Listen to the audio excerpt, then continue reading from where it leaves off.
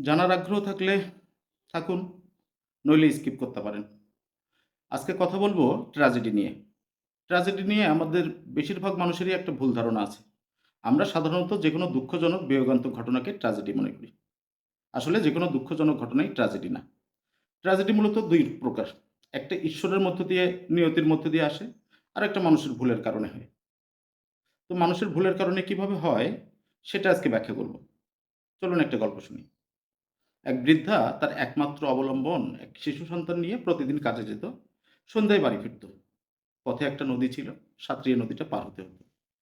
এমনি এক সন্ধ্যায় দেখে আর একটা শিশু সন্তান নদীর ধারে কান্না করতেছে।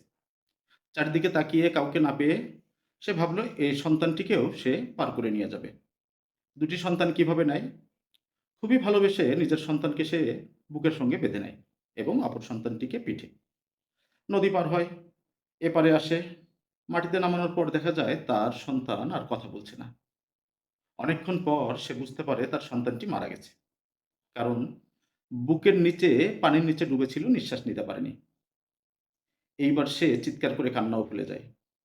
যে সন্তানকে ভালোবেসে আগলে রেখে বুকের মানিক বুকে জড়িয়ে রেখেছিল, এই অধিক ভালোবাসার সিদ্ধান্তটাই তার জন্য কাল হলো এবং বুঝতে পেরে তার বুক চাপড়ানো ছাড়া আর কিছুই ছিল না।